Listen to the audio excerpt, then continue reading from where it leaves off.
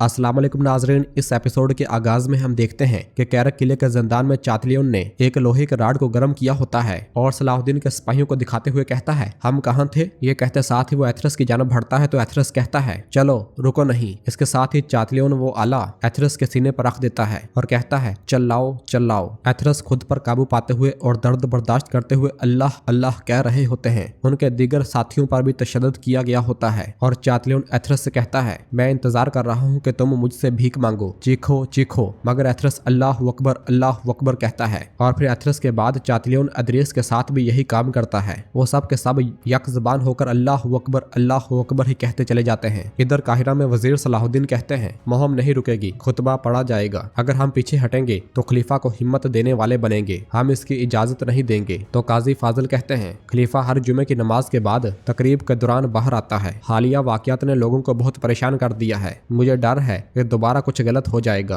तो वजीर सलाहुद्दीन कहते हैं, इस सूरत में जुमे की तकरीब में तब्दीली करना जरूरी है। दूसरी जानब खलीफा गुस्से से कहता है, हमारी तमाम मुहिम्मात नाकाम हो चुकी हैं, मेरी सल्तनत मेरे हाथ से छूट गई। तो राकीफ उसके पास आकर कहता है, कभी कभी कोई चीज कोई हजूम हासिल नहीं कर सकता, वो सिर्फ एक शख्स हासिल कर लेता है, मोहतरम खलीफा। वजीर सलाहुद्दीन के खुतबा देने की जिद उसका अंजाम लाएगी। इसी लम्हे सिपाही आकर कहता है, हमें जोहर के कातिल कारतेगन के छुपने की जगह मिल गई है। ये सुनकर राकीफ और खलीफा बहुत खुश होते हैं। दूसरी जानब कमरे में अलबेस कारतेगन से कहता है, खुशकिस्मती से सलाहुद्दीन और मियादोद इस काबिल हो गए हैं कि महल की जानब बढ़ने वाले बागियों को रोक दिया है। तो जवाबन कारतेगन कहता है, वाह कैसा तख्त है और कैसी वजारत है, हर कोई इतराफ से हमले कर रहा है, एक तरफ से राकीफ तो दूसरी जानब से खलीफा। तो अलबेस कहता है, मैंने आपसे कहा हजूर, उनकी चालें और धोखेबाजी खत्म नहीं होती। तो कारतेगन कहता है, खत्म होंगी, यानी हम पर लगाए जाने वाला बहुतान उनके बिछाए गए मंसूबे का पहला कदम था। मैं यहाँ पर क्या कर रहा हूँ, मुझे बाहर जाना चाहिए। मगर अलबेस उसे रोकते हुए कहता है, बाहर खलीफा के सिपाही आपकी तलाश में है, जरा सब्र करें। दूसरी जानब आगे बढ़ते हुए बालन और यारुकी का सामना हो जाता है। यारुकी कहता है, तुम्हें कौंत बनने पर मुबारक हो बालन। तो बालन पूछता है, तुम्हारा यहाँ क्या काम है यारुकी। तो जवाबन यारुकी कहता है, जिसकी बदौलत तुम कौंत बने, मैं उस वजीर सलाहुद्दीन के मसले के लिए यहाँ हूँ। तो बालन कहता है, यानी कि ये मेरा भी मसला है, क्या तुम सलाहुद्दीन के सिपाहियों को बचाने आए हो। तो यारुकी पूछता है, तुम इस मसले के बारे में कैसे जानते हो। उधर खलीफा अपने सिपाही के साथ आगे बढ़ रहा होता है। इसी लम्हे वजीर सलाहुद्दीन उसका रास्ता रोक लेते हैं। तो खलीफा कहता है, वजीर सलाहुद्दीन खैर है, जुमे के वक्त तुम्हारी इस मुलाकात की क्या वजह है। तो जवाबन वजीर सलाहुद्दीन कहते हैं, मैं आपको इतला देने आया हूँ कि आप नमाज में शिरकत नहीं कर सकेंगे। तो खलीफा गुस्से से पूछता है, क्यों। तो वजीर सलाहुद्दीन कहते हैं, मिस्र के वजीर की हैसियत से मैं तुम्हें गैर मुआयना मुद्दत तक इबादत की गर्ज से महल को छोड़ने से रोक रहा हूँ। तो खलीफा गुस्से से पूछता है, तुम होते कौन हो मुझे उस इबादत से रोकने वाले जो अल्लाह ने मुझ पर फर्ज की है। तो वजीर सलाहुद्दीन कहते हैं, फिका में नमाज जुमा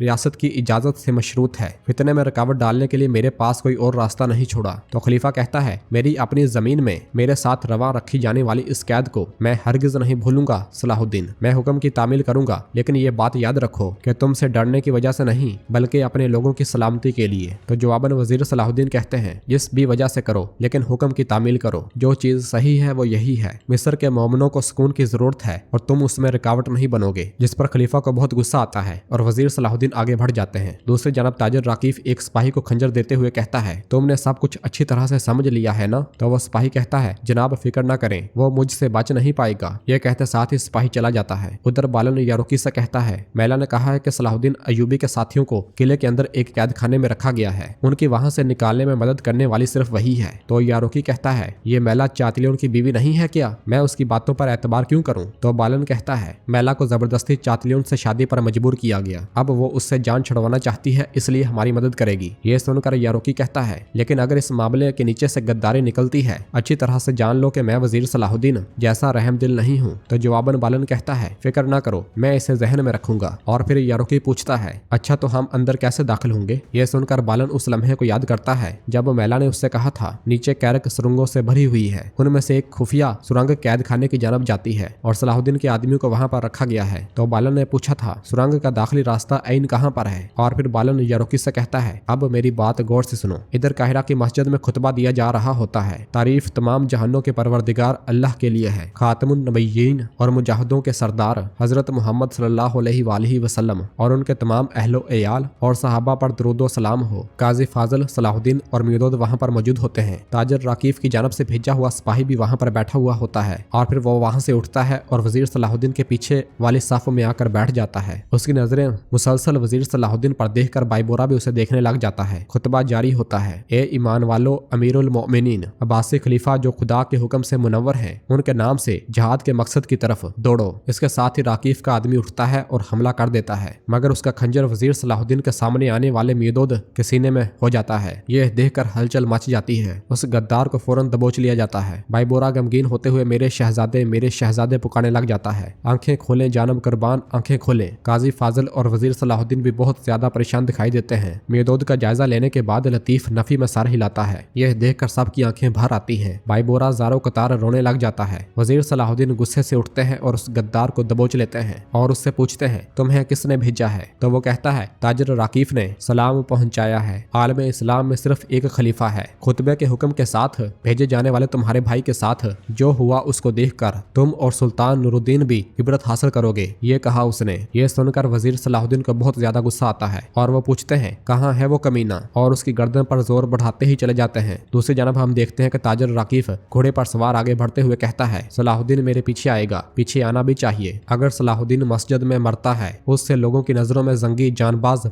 बन जाएंगे। सलाहुद्दीन की मौत सलेबियों की हाथों से होगी। दूसरी जानब कुदस में बादशाह इमालिक खत पढ़ रहा होता है जिसमें लिखा हुआ होता है, इतने दुश्मनों को जमा करना मौत को जल्दी लाता है। लाड़गाई भी उसके सामने खड़ा होता है और वो मुस्कुरा रहे होते हैं। वजीर सलाहुद्दीन खलील और सिपाहियों के साथ राकीफ के पीछे घोड़े दौड़ा रहे होते हैं। राकीफ की आवाज गूंजती है, तुम अपनी मौत की तरफ भागोगे सलाहुद्दीन। दूसरी जानब से यारोकी बहादुर के साथ जैसे ही खुफिया रास्ते से आगे बढ़ता है तो सामने से चातलियन आ जाता है और वो खुश होते हुए कहता है, खुश आमदीद। चातलियन को अपने सामने इस तरह देखकर यारोकी को बहुत ज्यादा गुस्सा आता है और फिर चातलियन कहता है, हर एक जिस पर तुमने भरोसा किया एक एक करके फना हो जाएंगे। दूसरी जानब काले चोगे में मलबूस कारतेगन अलबेस के साथ आगे बढ़ रहा होता है कि अगले ही लम्हे नजीर अपने सिपाहियों के साथ उन्हें धर लेता है और वो दोनों फंस के रह जाते हैं। इधर राकीफ आगे आगे जबकि वजीर सलाहुद्दीन अपने साथियों के साथ उनके पीछे पीछे होता है। राकीफ को देखते हुए खलील कहता है, मेरे वजीर हम आखिरकार पहुंच गए हैं। तो वजीर सलाहुद्दीन कहते हैं, इस बार कोई फरार नहीं है। तो खलील कहता है, मेरे वजीर मोहतात रहने में फायदा है। मगर वजीर सलाहुद्दीन कहते हैं, एहतियात का वक्त गुजर गया खलील, मैंने इस मगरूर का सर काटने में बहुत देर कर दी, चलो जल्दी करो। जबकि ताजर राकीफ उन्हें अपने जाल की जानब खींच रहा होता है और कहता है, आइन वक्त पर आओ जरा सलाहुद्दीन। ये कहते साथ ही वो फिर से घोड़े को दौड़ा देता है। करते करते वजीर सलाहुद्दीन उस मुकाम पर पहुंचते हैं जहां पर ताजर राकीफ सलेबियों के साथ शामिल हो चुका होता है। लाड़गाय के साथ सिपाहियों की एक बड़ी तादाद होती है जबकि सामने वजीर सलाहुद्दीन के साथ चंद सिपाही दिखाई देते हैं और वजीर सलाहुद्दीन उससे कहते हैं, तुम्हारे पीछे कुदस की फौज भी तुम्हें मेरे हाथों से नहीं बचा पाएगी। तो जवाबन राकीफ कहता है, चाहे वो सलेबी हूँ, बदवी हूँ या फिर मिस्री हूँ, दुनिया की सारी फौजें मेरी हैं। क्योंकि तुम इस सच्चाई को नहीं समझ सकते तो तुम हार गए। मिस्र के वफादार दोस्त लाड़गाय, आपके हमारे साथ होने पर हम आपके मशकूर हैं। तो जवाबन लाड़गाय कहता है, असल में मैं तुम्हारा शुक्रगुजार हूँ, आज एक तारीखी दिन है। और फिर राकीफ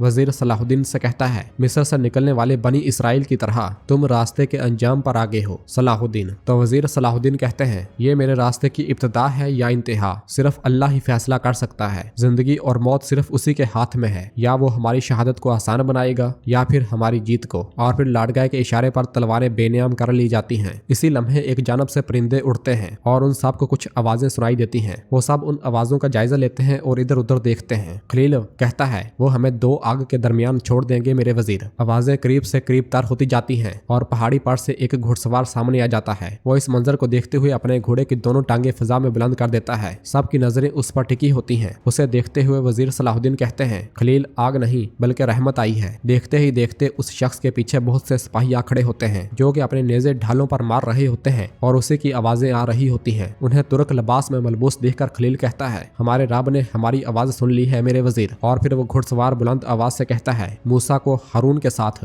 और ईसा को यहिया के साथ मदद फराहम करने वाले अल्लाह की कसम खाता हूँ, सलाहुद्दीन अय्यूबी अकेला नहीं है। और फिर अपनी तलवार बेनियाम करते हुए कहता है, मैं नईमुद्दीन अय्यूब का बेटा बोरो। ये सुनकर वजीर सलाहुद्दीन मुस्कुरा देते हैं और फिर बोरो मजीद कहता है, मेरे भाई के जान के दर पर होने वाले गद्दारों का खून बहाने आया हूँ। ये सुनकर लाड़गाय और राकीफ को बहुत ज्यादा गुस्सा आता है जबकि वजीर सलाहुद्दीन मुसलसल अपने भाई को देख रहे होते हैं।